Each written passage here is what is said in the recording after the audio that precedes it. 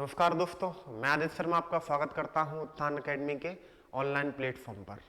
जो है हम अभी तक हमारा ऋग्वैदिक काल समाप्त हो चुका है। उसमें ऋग्वेद को पढ़ा हमने और भी संबंधित जो दो अभिलेख थे उनको पढ़ा। उनकी क्या सामाजिक व्यवस्था रही, उनकी क्या राजनीतिक, क्या वो आर्थिक व्यवस्था रही, सारी चीजें हम पढ़ चुके हैं। उसके बाद सर जो आज हमारा है उत्तर वैदिक काल या लेटर वैदिक पीरियड स्टार्ट होगा। सर क्या होगा? उत्तर वैदिक काल। देखिएगा,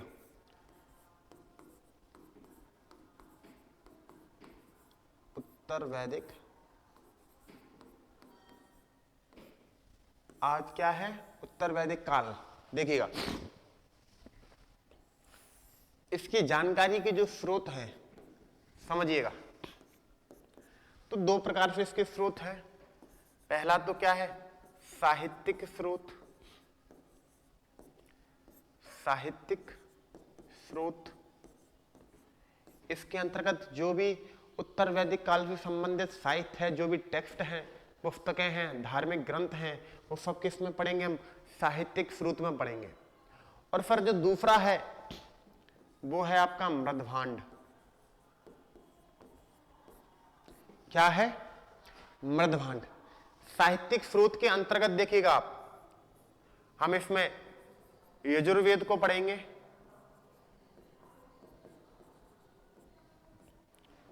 सामवेद को पढ़ेंगे और अथर्ववेद को पढ़ेंगे। अथर्ववेद को पढ़ेंगे। इसके बाद सर जो भी ब्राह्मण ग्रंथ हैं, ब्राह्मण ग्रंथ हैं उनको पढ़ेंगे। उसके बाद सर इसमें हम उपनिषदों को पढ़ेंगे। सॉरी, इसके बाद सर हम इसमें अरण्यक पढ़ेंगे। अरण्यक। उसके बाद सर इसमें हम उपनिषद पढ़ेंगे। फिर इसी के अंतर्गत हम वेदांग पढ़ेंगे।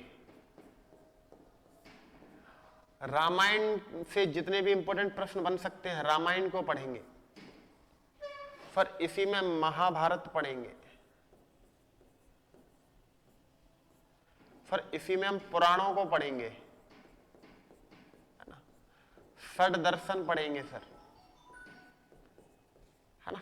तो इतने सारे जो हमारे साहित्यिक यानी कि जो धार्मिक जो साहित्य हैं, जो धार्मिक पुस्तकें हैं, वो हमें उत्तर वैदिक काल की जानकारी देती है सर। इसके बाद अगर मृदभांडों में बात करेंगे तो इस काल का मृदभांड कैसा था सर? चित्रित धूसर मृदभांड। चित्रित धूसर मृदभांड, इसको PGW भी बोलते हैं ना, पेंटेड ग्रे मृदभांड, है ना। पेंटेड ग्रे वेयर, है ना, PGW। देखिएगा, जैसे हमने ऋग्वैदिक काल पढ़ा था तो उसमें हमने कौन सा मृदभांड पढ़ा था? गेरुवर्णी, OCP, है ना, और कलर पोट्रीज पढ़ा था। किसमें? हमने ऋग्वैदिक काल में। उसी के बाद अगर उत्तर वैदिक काल की बात करेंगे तो इसमें हमने कौन सा पढ़ा था? चित्रित धूसर मृदभांड। तो ये तो हमारा हो गया जानकारी का स्रोत। अब हम देखते हैं कि उत्तर वैदिक काल में ऐसे क्या क्या परिवर्तन हुए, ऐसी क्या क्या नई नई चीजें हुई, क्या क्या कुरीतियां आ रही हैं, सारी चीजें हम सीक्वेंस से देखते हैं। देखिएगा, ऋग्वैदिक काल में जो आर्य अभी तक कहां पे थे? ऋग्वैदिक काल में सप्त सैंधव प्रदेश में थे। ऋग्वैदिक काल में जो आर्यों का निवास स्थान था वो फर्क क्या था? सप्त सैंधव प्रदेश। सप्त सैंधव प्रदेश अर्थात सिंधु और उसकी सहायक नदियों वाला जो क्षेत्र था, यानी कि पाकिस्तान का, पंजाब और भारत का जो पश्चिमी पंजाब वाला जो एरिया है उसको हम क्या बोलते हैं? सप्त सैंधव प्रदेश। लेकिन सर उत्तर वैदिक काल में फिर एक कथा मिलती है, क्या? विधेय माधव की कथा। देखिएगा, विधेय, याद रखिएगा, विधेय माधव की कथा। देखना आर्य कैसे भारत में अंदर की तरफ बढ़ते हैं, कैसे गंगा यमुना दोआब में बढ़ते हैं, समझिएगा। विधेय माधव कथा में बताया गया कि विधेय नामक एक व्यक्ति ने, क्या नाम है उसका? विधेय माधव नाम का एक व्यक्ति ने विश्वरा नामक, कौन सा? विश्वरा नामक क्या? अग्नि। विश्वरा नामक अग्नि को मुख में धारण किया और उसके बाद उसको मुख से थ्रो आउट किया। और ये जो आग का गोला है ये लुढ़कते लुढ़कते कहां तक गया सर? गंडक नदी तक गया सर। कहां तक गया? गंडक नदी, जिसे आप क्या बोलते हो? फदानीरा, है ना? फदानीरा का ही नाम तो है गंडक नदी, फदानीरा नदी। फदानीरा नदी यानी कि बिहार, बिहार तक का भाग जो है यानी पूर्वी भारत। तो उन्होंने पंजाब से फेंका वो आग का गोला, किसने? बुधह माधव ने। और वो गोला लुढ़कते लुढ़कते कहां तक गया? गंडक नदी तक गया। और इतनी पूरी भूमि क्या हो गई? साफ हो गई, क्योंकि आग का गोला था तो आग से वन जल गए और वो भूमि क्या हो गई? रहने योग्य हो गई। अब आर्य ये जो पंजाब वाला एरिया है ना, पंजाब वाला, यहां से निकलेंगे सर और पंजाब के बाद सीधे कहां पे आएंगे? गंगा यमुना के दोआब में आएंगे। कहां पे आएंगे? गंगा यमुना के दोआब में। गंगा यमुना के दोआब में आएंगे कौन? आर्य। आर्य कहां पे आएंगे? गंगा यमुना के दोआब में आएंगे, है ना? अब वो पंजाब वाले एरिया से निकल आए। अब समझने की कोशिश करना, अब जिनको हम पढ़ेंगे जैसे यजुर्वेद वगैरह जो भी पढ़ेंगे तो इनका सृजन यानी कि इनका निर्माण, इनकी रचनाएं कहां पे होगी? गंगा यमुना के दोआब में होगी। और मैं आपको बता दूं, ये जो ऋग्वेद के जो कबीले थे ना, हमने पढ़े थे पंच कबीले, जैसे भरत कबीला पढ़ा था हमने, पुरु कबीला पढ़ा। अब इन कबीलों ने क्या है? एक दूसरे में मर्ज होना स्टार्ट कर दिया, एक दूसरे में मिलना स्टार्ट कर दिया। यानी कि ये जो जन थे, ये जो कबीले थे, अब एक या दो से अधिक जनों ने मिलकर जनपद का निर्माण कर दिया। किसका? जैसे एक ये जन है प्लस एक ये जन है और इन्होंने मिलकर क्या बना दिया? जनपद। देखिएगा, जैसे हमको उल्लेख मिलता है कि भरत जो कबीला हमने पढ़ा था ना ऋग्वेद के 7वें मंडल में दशराग युद्ध, है ना? भरत कबीले का राजा कौन था? सुदास। तो भरत कबीला था। दूसरा कौन सा था? पुरु कबीला। और इन दो कबीलों ने मिलकर एक नया जनपद बनाया और वो जनपद का नाम क्या है? कुरु जनपद। कुरु, ये कुरु जनपद महाभारत काल वाले जो कुरु जनपद था ना, हस्तिनापुर वाला एरिया, वो है ना? और ऐसे ही एक था तुर्वुस, पंचजन्य कबीलों में से एक है तुर्वुस प्लस क्रीवी। इन दो कबीलों ने मिलकर एक नया कबीला बना लिया। फिर कौन सा? देखिएगा, पांचाल कबीला, है ना? यानी कि पांचाल जनपद।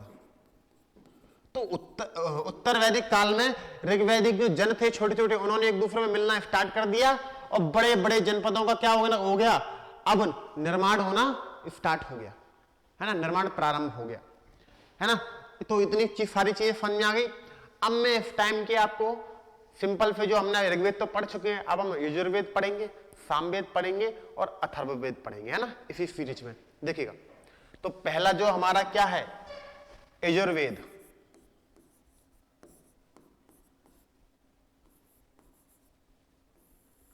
जितने भी इंपॉर्टेंट प्रश्न बन सकते हैं समझिएगा। सबसे पहले तो प्रत्येक वेद का उपवेद याद रखिएगा। तो यजुर्वेद का जो उपवेद है वो कौन सा है? धनुर्वेद। कौन सा है? धनुर्वेद। और धनुर्वेद के जो प्रवर्तक हैं, यानी कि इस उपवेद के जो रचयिता हैं, जिसने उस उपवेद की रचना की है, वो कौन है सर? वो है आपके विश्वामित्र। कौन है? विश्वामित्र। इसके बाद जो नेक्स्ट प्रश्न बनेगा, देखिएगा कि इस वेद का जो पाठ करता है, यानी कि यजुर्वेद का जो पाठन यानी पढ़ने वाला कौन है ना? तो पाठ करता है जब भी प्रश्न बने तो बता दीजिए कौन? अथर्वयु।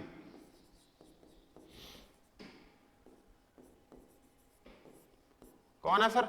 अथर्वयु।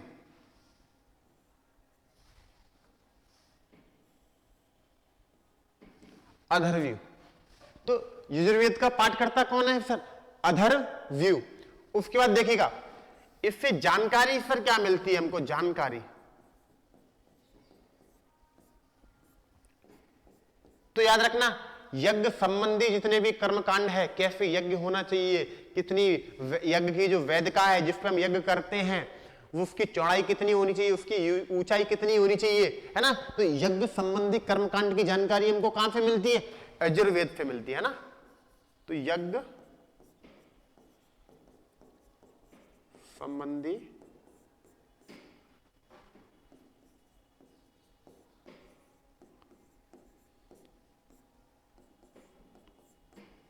कर्मकांड की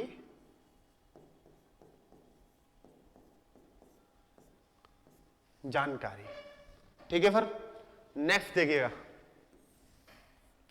यह एकमात्र वेद है जो हमको किसमें? गद्य और पद्य दोनों में मिल जाता है। देखिएगा गद्य तथा पद्य दोनों में। देखिएगा गद्य क्या होता है? कोई भी चीज जैसे कहानी की तरह हम कहें तो वो क्या हो जाएगा? गद्य हो जाएगा, यानी कि कहानी टाइप। और जब बात पद्य की आएगी तो पद्य क्या है सर? जब हम किसी चीज को रिदम पूर्वक या कविता के फॉर्म में जिसको हम बोले, जैसे राम की हम कहानी नॉर्मली कहानी की तरह सुना दें, है ना, जैसे राम दशरथ के पुत्र है इस तरीके पे। लेकिन इसी को जब हम गा के सुनाएंगे, भय दीन दयाला राम कृपाला, है ना, तो इस तरीके से अगर हमने जब इसको गाना स्टार्ट कर दिया तो क्या हो जाएगा? पद्य। और सिंबल स्टोरी फॉर्म में अगर सुनाएंगे तो क्या हो जाएगा? गद्य हो जाएगा। क्या इतनी सी बात समझ में आ गई? यजुर्वेद में हमने देखा धनुर्वेद उपवेद है, इसका क्या है? उपवेद है, जिसके प्रवर्तक कौन है? विश्वामित्र हैं। उसके बाद हमने देखा पाठकर्ता कौन है? अधर्व्यू है। फिर हमने जानकारी देखी तो यज्ञ संबंधी कर्मकांड की जानकारी मिलती है यहां से। उसके बाद हमने देखा कि यह एकमात्र वेद है जो गद्य एवं पद्य दोनों में है। ठीक है सर। इसके बाद सर नेक्स्ट देखते हैं, देखिएगा अथर्ववेद, सॉरी सामवेद, है ना। वेदों का सीक्वेंस पूछ लेते हैं ना, तो याद रखिएगा बिल्कुल ऐसे सीक्वेंस से। सामवेद देखिएगा, सबसे पहले इसका उपवेद। तो सामवेद का जो उपवेद है वो क्या है? गंधर्व वेद। समझिएगा क्या है? गंधर्व वेद। और गंधर्व वेद की जिसने रचना की है वो व्यक्ति है नारद, है ना, नारद। तो नारद ने क्या है? गंधर्व वेद की रचना की है। और मैं आपको बता दूं, सामवेद निकला है संस्कृत के साम शब्द से, जिसका अर्थ होता है गान, है ना। साम का क्या अर्थ होता है? गान। नेक्स्ट देखिएगा सर, इसका जो पाठ करता है यानी कि पढ़ने वाला, सामवेद को जो पढ़ने वाला है, उसका अध्ययन करने वाला है, वो कौन है? उद्गाता। कौन है सर?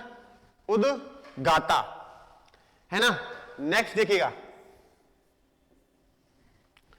इस अगर आपसे प्रश्न पूछा जाए कि वह कौन सा वेद है जो ऋग्वेद पे आधारित है ना, तो देखिएगा एकमात्र वेद, एकमात्र वेद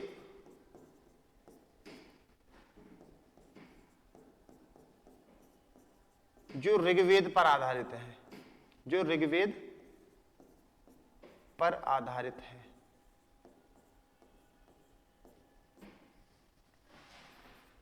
सिंपल सी एक मैं बात बता दूं, इसके सिर्फ जो 75 जो मंत्र हैं वो तो इसके क्या हैं? मूल मंत्र हैं। बाकी के जितने भी मंत्र हैं इसके, वो कहां से लिए गए हैं? ऋग्वेद से लिए गए। यानी कि इसको 90% कॉपी कहां से किया गया है? ऋग्वेद से किया गया है। जो भी मंत्र ऋग्वेद में दिए गए हैं उन्हीं को लयबद्ध तरीके से, उन्हीं को गाकर हमने किस में रख दिया है? सामवेद में रख दिया है। ये प्रश्न इंपोर्टेंट है। इसके जो मूल मंत्र कितने हैं? 75 हैं। एकमात्र वेद जो ऋग्वेद पे आधारित है कौन सा है सर? सामवेद है। ठीक है सर, नेक्स्ट देखिएगा, इसी में एक और बन जाता है, देखिएगा, है ना। सामवेद को भारतीय संगीत का जनक कहा जाता है, भारतीय संगीत का जनक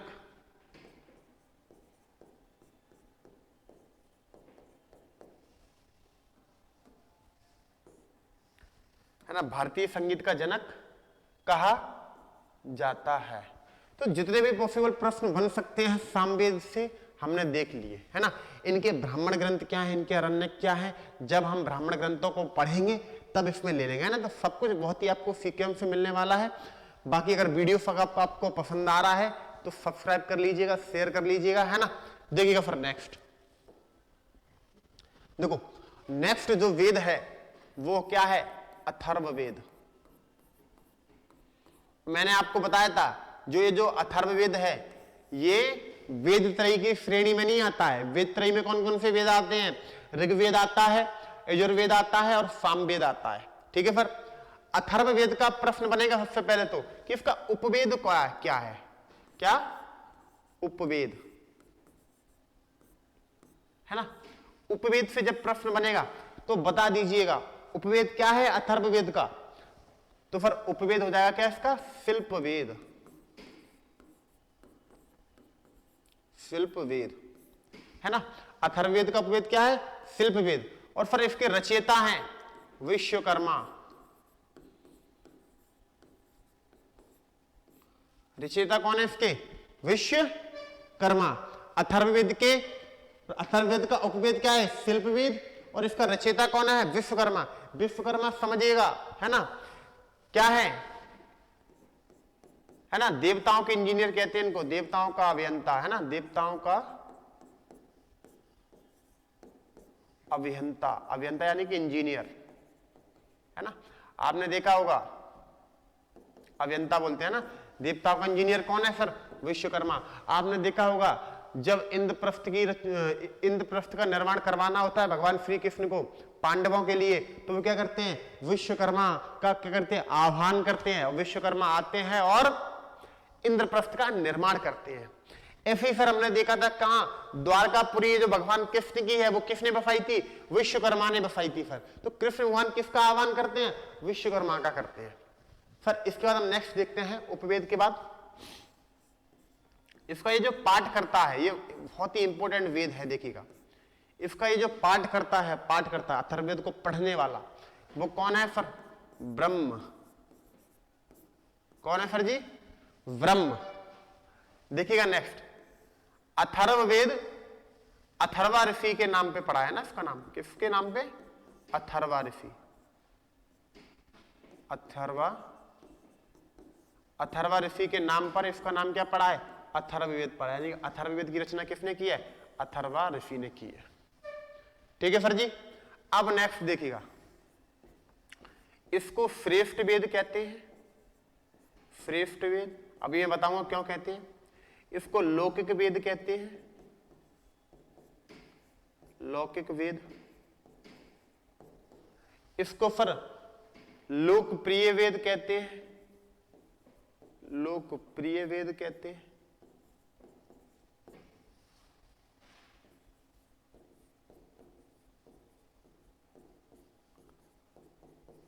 देखिए ये जो अथर्ववेद है इसको श्रेष्ठ वेद इसलिए कहते हैं क्योंकि इससे जानकारी मिलती है, मनुष्य से संबंधित जानकारी मिलती है ना, लोगों के कल्याण से संबंधित जानकारी मिलती है। जैसे इस तरीके से इस बीमारी को दूर किया जा सकता है, ऐसे मनुष्य कृषि कर सकता है ना, बुवाई मड़ाई खेती कैसे करनी है, कब उसमें जल देना है, इस सारी चीजें कहां से मिलती है हमको? अथर्ववेद से जानकारी मिलती है।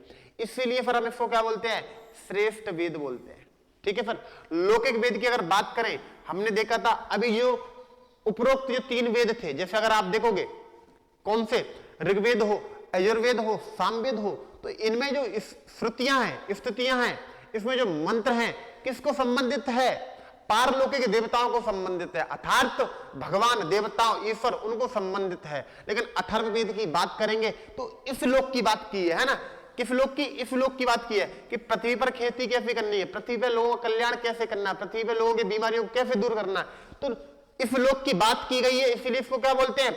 लौकिक वेद बोलते हैं। और जनता में ये लोकप्रिय था, यानी कि उनकी आवश्यकताओं की पूर्ति करता था, इसीलिए इसको क्या बोलते हैं सर? लोकप्रिय वेद भी बोलते हैं। ठीक है सर जी। नेक्स्ट देखिएगा, एक तो सबको पता ही होगा कि इसमें जादू टोना की जानकारी मिलती है ना, जादू टोना है ना, बीमारी है ना, चिकित्सा,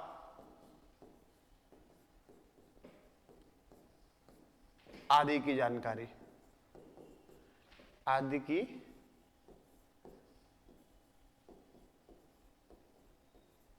है ना। तो जादू टोना, बीमारी, चिकित्सा आदि की जानकारी कहां से मिलती है? तो फिर ये कहां से मिलती है हमको? अथर्ववेद से मिलती है।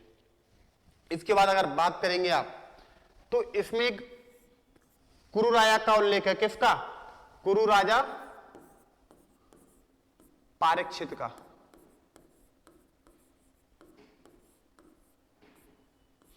कुरु राजा पारीक्षित का उल्लेख है। किसमें? कुरु राजा पारीक्षित को मृत्युलोक का देवता कहा गया है। मृत्युलोक का देवता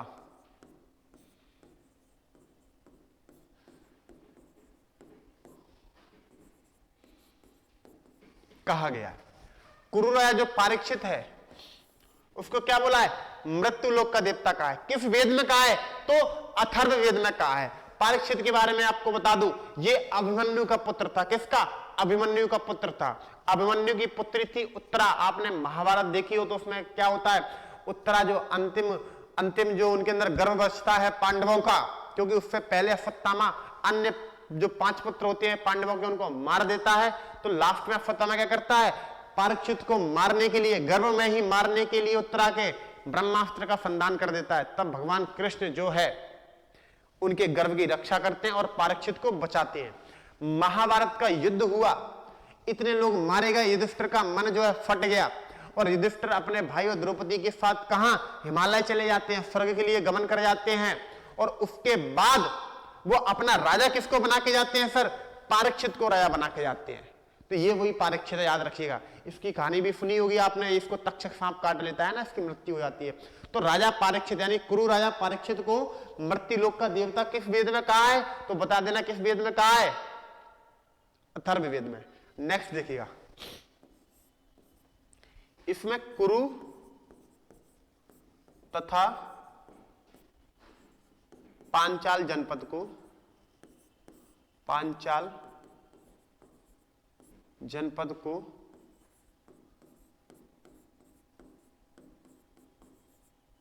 श्रेष्ठ बताया है।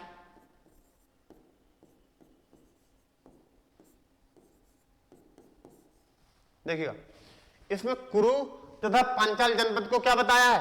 श्रेष्ठ बताया है ना। और ये जो मगध जनपद है ना, मगध जनपद, फिर मगध जनपद को व्रात्य बताया है ना। व्रात्य का मतलब होता है निम्न कुल का, निम्न कुल का। देखिएगा, कुरु तथा पांचाल दोनों में आर्य लोग रहते हैं, इसलिए इसको क्या बताया? श्रेष्ठ बताया।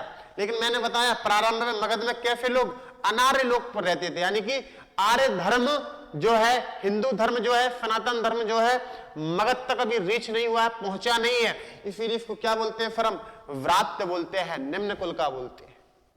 ठीक है सर जी। नेक्स्ट देखिएगा,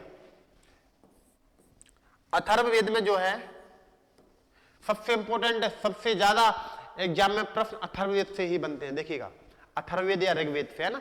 सामवेद और यजुर्वेद में बहुत ज्यादा डाटा नहीं है ना। जितना भी था मैं आपको बता चुका हूं, भरोसा कीजिए, इससे बाहर कुछ नहीं आएगा आपका। देखिएगा नेक्स्ट, अथर्ववेद की अगर बात करेंगे तो इसमें सभा है ना, और ये जो समिति थी, सभा और समिति है ना, सभा समिति को प्रजापति की 2 पुत्रियां कहा गया है। प्रजा, है ना, देखना, प्रजापति की 2 पुत्रियां,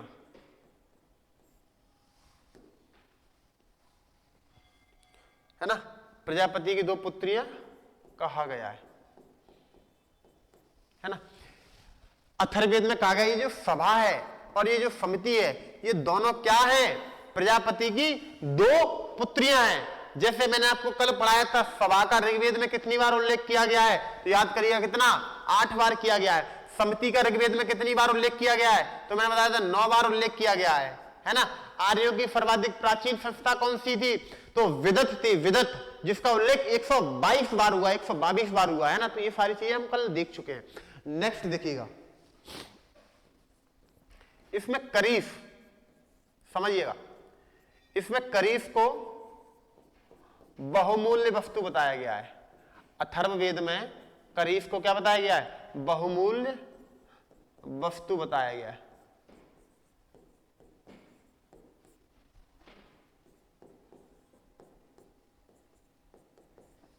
है ना।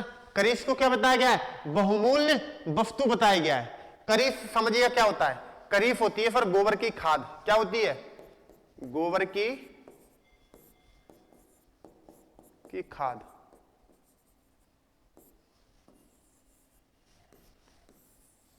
है ना। गोबर की खाद क्या होती है, फिर करीफ होती है। और करीफ को क्या बताया गया है, बहुमूल्य वस्तु बताया गया है ना, है ना। यानी कि ये जो खेती है, खेती को और उर्वर बनाने के लिए, ये जो भूमि है इसको और उर्वर बनाने के लिए, और ज्यादा जो है फसल कृषि की बढ़ोतरी के लिए किसका प्रयोग करना चाहिए, फिर करीफ का प्रयोग करना चाहिए। और करीफ क्या है, गोबर की खाद। और अथर्ववेद में करीफ को क्या बताया गया है, बहुमूल्य वस्तु बताया गया है। अब जब कृषि की बात चल ही गई है तो देखिएगा, अथर्ववेद में एक व्यक्ति का नाम उल्लेख है, पृथ्वेन्यु।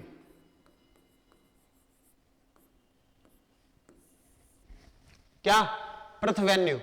तो उसमें बोला गया है कि जो पृथ्वेन्यु है, इसी ने क्या है, इसी ने ही जो है खेती करना प्रारंभ करवाया, बताया खेती कैसे करना है, कब उसमें पानी देना है ना, कब उसको काटना है ना, कब उससे फसल निकालनी है, ये सारा किसने बताया, पृथ्वेन्यु ने बताया।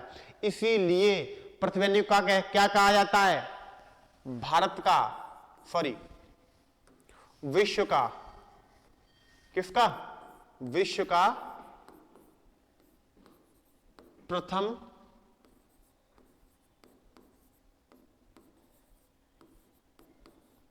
कृषि वैज्ञानिक।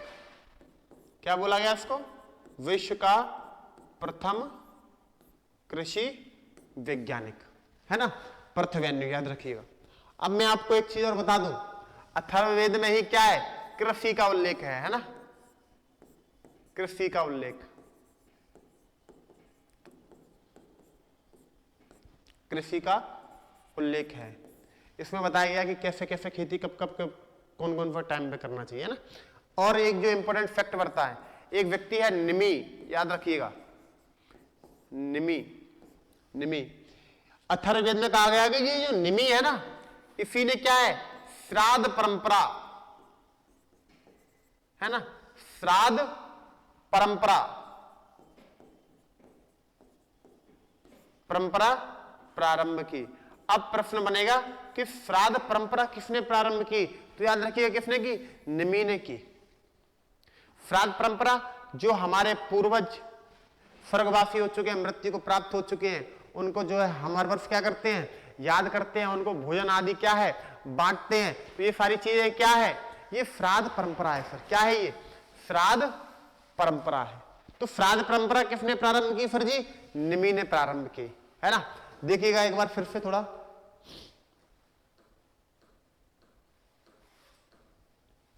देखो उत्तर वैदिक काल था, मृदभांड कौन सा था, चित्रित धूसर मृदभांड। नेक्स्ट हमने देखा, देखिएगा कि सप्त सैंधव प्रदेश में जो आर्य अभी तक रह रहे थे, लेकिन उत्तर वैदिक काल आते आते अब वो कहां रहने लगे, गंगा यमुना के दोआब में रहने लगे। और गंगा यमुना दोआब को रहने योग्य किसने बनाया, तो विदय माधव ने बनाया। ठीक है, जिसने क्या किया था, वैश्वरा नामक अग्नि को मुख में धारण किया, और जब वो उसको अग्नि को छोड़ता है तो वो गोला लुढ़कते लुढ़कते कहां तक जाता है, फिर गंडक नदी या सदानीरा नदी तक जाता है, जो बिहार में स्थित है।